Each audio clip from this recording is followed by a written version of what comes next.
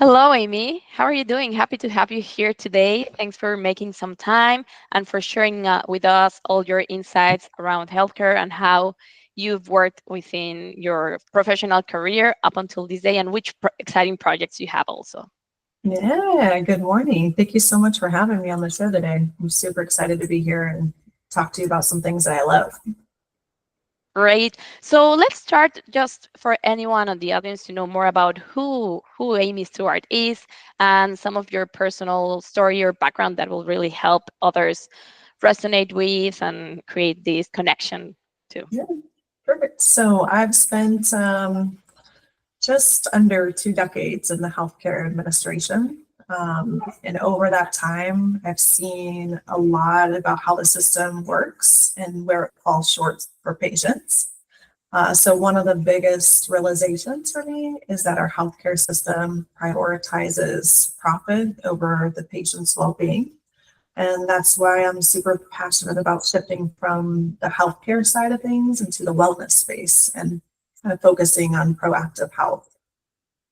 On a personal note, I'm navigating perimenopausal phase where hormones can be a challenge. So I'm working really hard of not letting that dictate my life. And I think that that's also a big reason that I'm passionate about that wellness space. Menopause is something that affects millions of women, often in silence. It can last up to 10 years. And unfortunately, it's rarely talked about openly. So I think it deserves more attention and support. And I just want women to know that they're not alone. Amazing. So yeah, talking about perimenopause and whatnot, for me, given the stage I'm at, I'm getting closer to that stage and I do feel the same. There's not enough awareness. I just recently found that, like, okay, there's some symptoms, there are things that are going to be happening as well because as women, our bodies change so much throughout lifetime. So I think that's great for you bringing it to the table, to sharing some insights on what you are working on, how you can help others, because it does creates a bit of like this nerve-wracking feeling. And as well, it's not only like the hormones but also like how you are working with it, what type of support you can have in place, because there's always something new that might just come and throw a bit of change in our lives. Right, right. What was surprising to me is that people can start like in their 30s, right? So 30s, 40s, 50s, like women don't know even when to expect it. And so, when I started to show some signs, I really started to dive seriously into my wellness holistically. So I started doing, genetic testing and lab testing and imaging and wearables and supplements and peptides. And I just wanted to really have an understanding of what was going on in my body and how it was affecting me. So I think a lot of people that aren't in the space that I'm in, they get surprised by random symptoms. And it's really unfair because, they don't have a full picture of what it is or how long it's going to last. And sometimes they don't even know, the right people to reach out to find out more and what they can do for the symptoms that they experience. Yes, totally. So on your end, what would be your key advice to any women out there listening to how they Yeah. can? Well, see, it's such a like I mentioned, like it's not talked about very often, but you can find the right people, right? You can find holistic physicians. I've been working with amazing people in the longevity space and the holistic space, like Dr. Aaron Geiger here in Southern California. He's launching a longevity clinic called Virtual Vitality. And it's really based around wellness foundations, with all evidence-based advanced strategies. And I think people need to find like somebody in the holistic space to kind of walk them through the symptoms that they're having and what they can do personally to kind of combat it. I've been actually using it kind of as a superpower versus as a negative in my life, because you can really turn things in a positive way and build a community around other people that are having the same experiences. And I think that in a woman's life, this is actually a very impactful time in our life. So if we can use tools to make the best out of the situation, I just think it's I don't know, just a great time in our life versus a negative time in our life. Yes. So probably to conclude on this topic, I do agree with you. If you have probably this learning, this awareness before it comes, you're prepared. The framing you have into it, it's totally different as if just it comes and it catches you off guard, and then you are maybe suffering with, like, obviously it's a bit of a signal that you are aging. So it's really something that might be complicated and can come as negative if we don't have the right support in place and this Yep. holistic view, as you mentioned. Yeah. So yeah, thanks for sharing. Yeah, There, absolutely. thank you. Thanks, Amy. If is there anything else like for this perimenopause topic that you are willing to share or eager to share with us as well, like something that we're missing? Yeah, nothing that I can really think of right now. I mean, there's just support groups. That's the biggest thing. I'm actually doing an online support group personally, just with other people that are going through the experience, mostly executives, leaders, so we can walk through it together. But I mentioned earlier, Lilia, that our healthcare system is pretty backwards, right? And so I do want to mention that I'm supporting a documentary that's coming out this fall. It's called Suck It Up, Buttercup, and it really highlights physician and nurse burnout and the impact that it's having on patient care. Mm-hmm. The best part about the documentary is that there's going to be a call to action at the end of it, so that I really hope that people watch the documentary and then listen to what that call to action is, so that we can change our healthcare system and direct it more to a wellness focused system. I just want to mention that if anybody wants to check it out, it's suckitupbuttercupfilm.com. You can see a little preview there, and I hope that people pay attention to it. Great. So I'll make sure we have that link available. So anyone who's interested can just like look down here and follow you or look into this documentary. It's great to have information in place to be really at point or on top of these topics and how it affects us all. I know there's like lots of conversations around how the system is working there. It's not really working properly, and there's lots of opportunities on making it better, on fixing it. So that's great. Kudos to you, Amy, on working on it and helping everyone to raise their voice and see how we can make changes and help each other for well. Yeah, So that's great. I'm working really hard to really bridge the gap between healthcare and wellness in a really exciting way. So I've been spending a lot of time developing an innovative tool. Right now, unfortunately, I can't share a whole lot of details about it, but it's something I would love for people to follow along on the journey, because soon it'll be a really cool tool that's available to the individual person. So yeah, there's such an important need, right, to focus on some of the fundamentals and the health and wellness space. Sleep, nutrition, sleep management, movement, connection, and purpose. Those are some of the pillars. And I think my innovative tool is really going to help people do that. Perfect. So it sounds like it will be everything in one place and you can manage it in a holistic way. Yes, definitely. I feel like if people miss just like one little tiny pillar, right? There's just a handful of them. And I feel like if people focus on some of the pillars, but not all of the pillars, and they just miss one, that their life is really not in balance as it's intended to be. And it really affects their, not necessarily, their lifespan, but also their health span. Because the goal is not just to live longer, right? The goal is to live longer, but healthy. So I think that those pillars are super important. And yes, my tool will help people focus on all of them. There's actually a really neat, innovative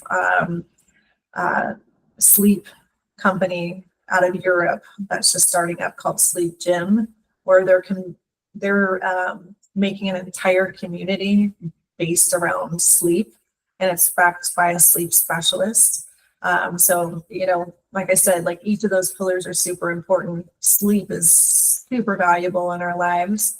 But then again, so are the other ones. So it's neat to pull different communities and different tools and have a focus on all of the pillars. Yes, it's just like an ecosystem, right? Like there's all these moving pieces that will create the balance and the overall wellness for us. So probably finding the right amount and the key pieces, how everything integrates and will help, because obviously we have busy lives and there's lots of moving pieces as well. But this sounds promising, and obviously I'm assuming and want to confirm it will have some AI component to it. Yeah, you know me, I'm an advocate for AI in healthcare. So the AI piece is a big part of it. It's something that's going to be it's something that will allow us to change our healthcare system, because we've been kind of stagnant doing things how we have for a lot of years. And so the AI component, not only is it going to allow us to change things and take a proactive versus a reactive approach to healthcare, but it's going to speed that process along. So what we might have, had goals to do and complete in 10 years or 2 decades or 3 decades from now, it'll be completely changed in a few years from now. I would imagine in 5 years from now, healthcare is going to look very different, especially in this wellness space. One of the things that I want to encourage any listener to do is to follow along, on my LinkedIn, because I share resources on a regular, and some of this stuff that's going to be coming out, not only my innovative tool, but a lot of different projects that I see in the works. I will be sharing those. So I encourage anybody to follow me on LinkedIn. Perfect. So yeah, that was a question that I have. Where can they follow you and know what's happening with your tool or any latest and greatest developments? So that's great. We'll be also sharing it here, so everyone who's interested can follow you and learn more. So probably one of the key things that I feel you will be well prepared, equipped to answer is, how do you find, is it like challenges or opportunities on leveraging AI technology within the healthcare space? How do you find we can overcome these challenges or create the opportunities, right, to fit it into the space? Because there's lots of things that we can benefit from within the industry as, like, let's say, practitioners and as well as patients. Yeah, it's funny that you say that. I actually just did a post today on LinkedIn for behavioral health. There's a lot of different AI, let's say, therapists that are being launched, right? And it has to be safe, and it has to be monitored, and it has to be overseen by physicians in order to be successful. And so I think that we have to approach it very intelligently, or we are going to not necessarily service people, but we're going to do them a disservice by providing them with something that they think is bringing them in the right direction, but it's not. So I think it's just a matter of like monitoring and making sure that there's oversight in order to really be successful with AI. There's just so many different aspects of it, and I think that it can be used in every area of healthcare. I've actually, funny enough, had a physician this week say, "Hey, I'm pretty sure, like in 10 years from now, like AI is going to put physicians out of business. That we're not going to need physicians." And I thought it was an interesting perspective that he had as a physician, because in my perspective, no, we absolutely still need physicians. Like, we need the human connection. So I think that there's going to be still, a lot of oversight by humans. But he has a point. He's like, why when a bot will have way more knowledge than just what I learned through med school and 20 years of seeing patients. But so there has to be a balance, and there has to be some oversight, in my opinion. So I think that developing different let's see here, different organizations to oversee the progress and make sure that we're doing it properly is key. Yeah, and I do feel the same way you do in the approach we're taking. And overall, I can be wrong. Let's see in a couple of years from now, but at this point in time, I do find and feel there's really a need for the human expertise, the human way we're complex as humans. So even though you have like all this data of uh, like background of science and let's say Mhm. studies and whatnot, there's always this piece that the human aspect cannot be replaced by AI. And as you mentioned, like there needs to be someone that really make sure it is compliant, make sure it's behaving the way it is supposed to behave, and the way an AI machine companion, however you want to name it, at this point in time can support health and an overall wellness. I feel it's not there, and I'm not sure if I can say forever, but not in the near future. I do find we as experts in healthcare wellness and all the specific industries that take care of humans per se, from a physical, mental well-being perspective, it's not there yet.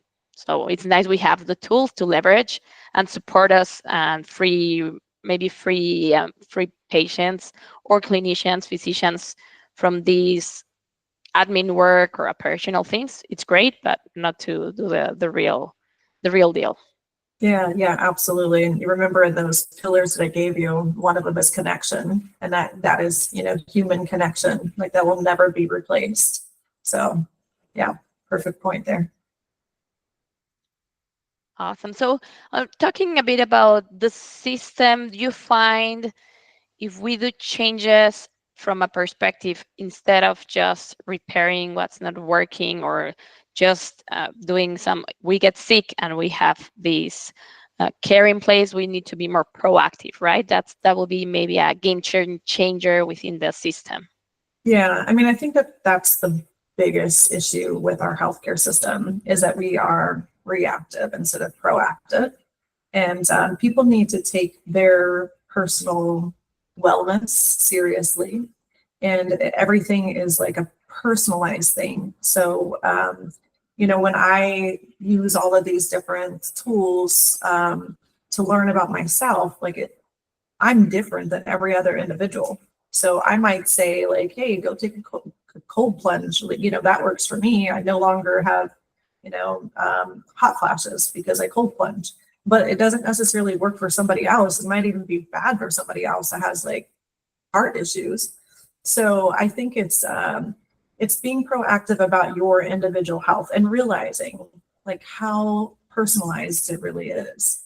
So yeah, I think people really need to take it seriously. And then instead of the way that we do things now, where we just kind of live life, go on with life, and then find out like, oh, I'm diabetic, oh, all the food I've been eating all of these years is actually bad for my genetic makeup. Oh, I have high blood pressure. Oh, I haven't exercised enough in my life or whatnot. They need to take it from the front side, learn about their body, figure out what would be best for their well-being, figure out like whether that's strength training, what kind of nutrition their body needs. If they can't process the nutrition that they eat or they can't eat the nutrition that they need, then what supplements do they need? A lot of people try to fast forward. They forget about, their sleep and their stress and what they're eating. And they just say, hey, like, I hear there's this new peptide out. Like, can I get that peptide? Like, I want to be healthy and strong. And yeah, peptide may help them, but they need to go back to the fundamentals. They need to really be proactive with their health and take care of those um, 6 pillars. Where I say 6 pillars, I'm sure some other people have a different perspective, but personally in my life, there's 6 pillars, and they need to take those seriously and make sure that they have those in line before they start trying to stack other things on it. It's really hard in my space because I speak to a lot of what I do, and I do a lot of interesting things, right? Take the blood out of my body and clean it and put it back in, right? Like I wouldn't suggest that for the everyday person because there's way more fundamental things that will help them before they ever get to that phase. I'm to the phase that I know my body, I'm working on every aspect of my body. Therefore, I'm doing a little bit more of the experimental side of things.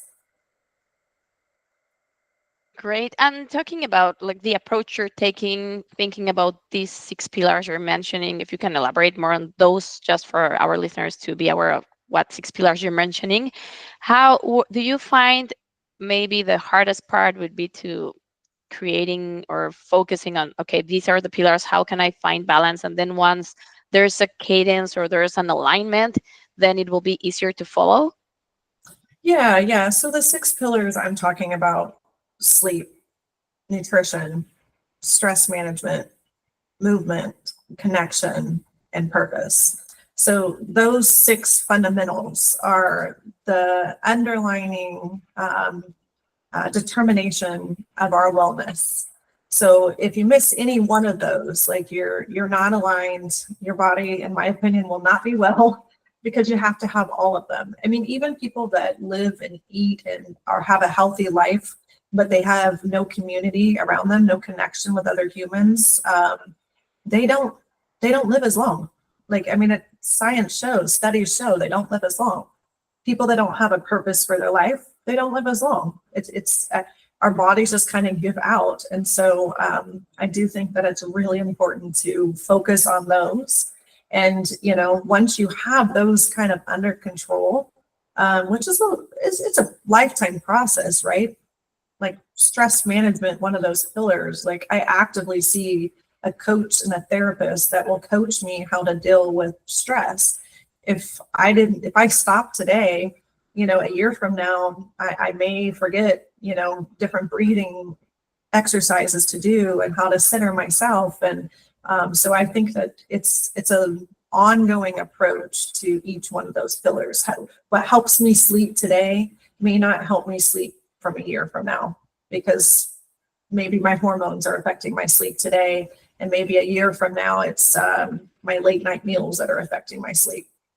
Does that make sense? What helps me with my nutrition now at my age, what I need to eat to fuel my body properly, may not be what I need to eat in 5 years from now.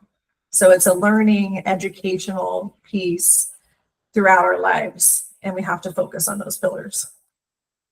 Great. Thank you. Thanks for diving into the details. And yes, it does make total sense. And as you mentioned, like getting back into like women's health hormones, they fluctuate so much throughout lifetime. So yeah, there's always this rearrangement and looking into how you are taking care of yourself and making the changes that are needed depending on what's going on, right? Because there's so many external factors as well that really come into play. And as you mentioned, we were probably talking the other day, I am in Canada, you're in the US. We can all find these gaps within the healthcare system, how the management works.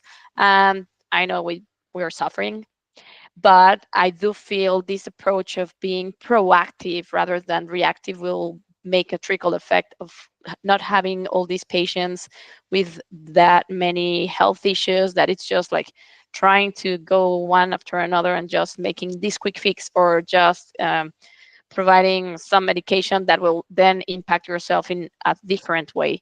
So I feel no matter where we're located, this approach will make lots of sense to fix those things that we are finding within our healthcare system to be not working, that are really Yeah.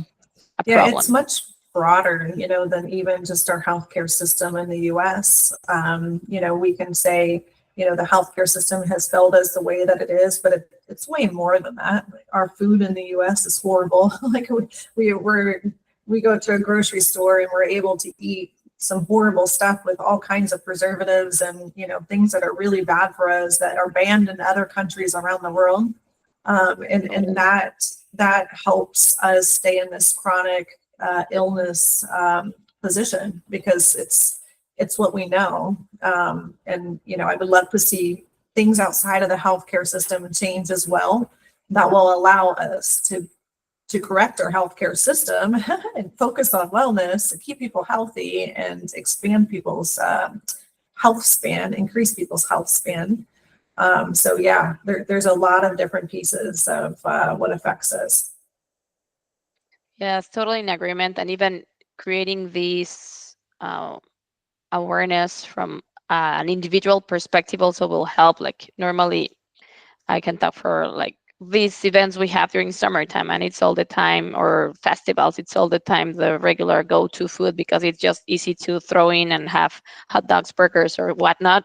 And we all Mhm. know it's not the right nutrition, and we're creating these habits and customs. Like we're just entertaining ourselves, being social. But if there's that awareness and component on everyone taking care, maybe we'll do a better job on that matter. Not even also like saying like from a nutrition perspective, even if you go another level, it will be also for like a ecological perspective, right? Like we could do a better job of helping our planet to helping ourselves eat cleaner and do like less waste. I know I'm going off topic, but I think Oh, it's no, just it's like one important. thing that will go and create a ripple effect, and it will be great for us to Yeah, I mean, even when you work on talk it. about less wet waste, like it all comes back to our well-being. It all comes back to, we are exposed to pollution. It's funny because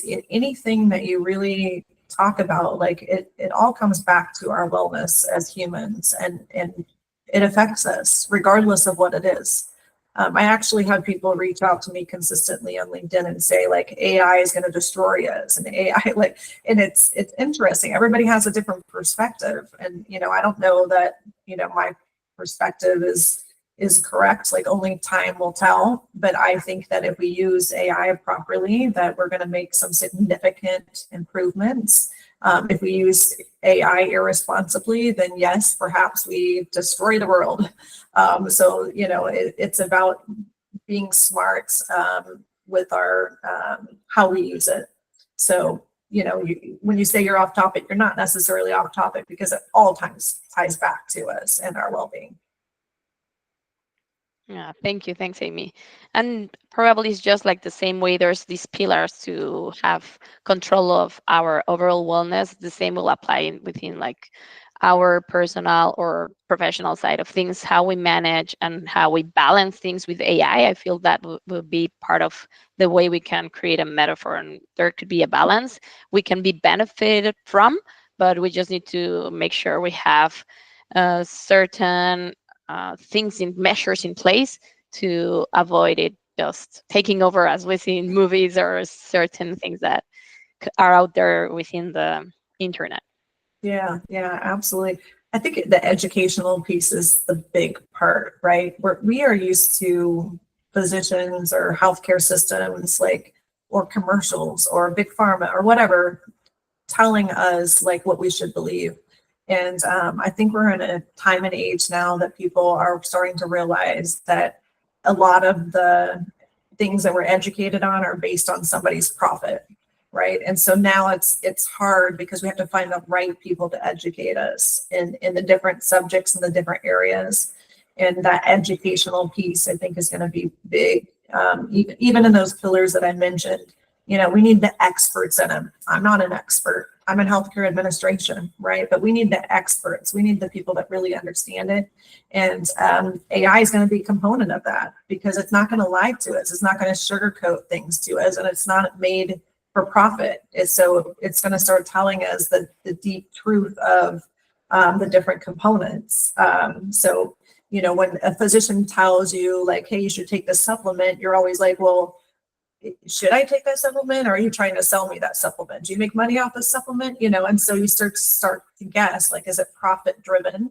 Or is it science driven? And so I'm really actively looking for people in the wellness industry that it's evidence-based, science-driven, not profits. These people care about individuals. They want to increase their health span. And that's who I'm standing behind and trying to surround myself with and create a community so that we all have access to that. Because it's not fair for somebody that has more disposable income just to be able to have access to good health. That health should be available to everyone at every income level. So that's my goal. It's not just for the wealthy people to be able to increase their lifespan, their health span, but it's for everybody to be able to increase their health span. So I'm on a mission, and I hope that people will support me in this mission and join up with it. I'm sure it sounds like you'll be changing lives, and also makes lots of sense the approach you're taking or this advice. Like you have to take decisions from an informed uh, perspective. Your physician can tell you something, but there's lots of data, like really backed up data that you can have in place, and you can be informed. You know, there's lots out there, and as long as you take this informed decision, then it will be better for yourself, right? So Yeah, that's great. yeah, absolutely. Thanks, Amy. Lovely to hear from you, all the insights you have and your mission, which is it's great. I think that's the most important thing we can take out of our discussion, like the mission you have, how you want to make changes in healthcare, and all the things the exciting projects you have. So for sure, we're going to be sharing all of them. We'll be following you, and I advise anyone who is interested in learning more of this app you have and the Mhm. works to follow you and stay in touch. Hopefully, we can have another session to see after, like, let's say next year, sometime early next year, to see how Yeah, everything is moving, how the app is working, or your tool specifically, and how we can support anyone in the audience. yeah, I would love that. Thank you so much for taking the time to talk to me today. I love what you're doing. I love that you're talking to people in the wellness space because it's going to make a difference. So thank you for that. Totally. I think we're on the same mission, trying to spread the word, help others be aware, informed, and educated to make or create wellness in their space. Yep, absolutely. Thanks for your time today. Thank you, Amy. Lovely having you. Take Bye. care. Bye.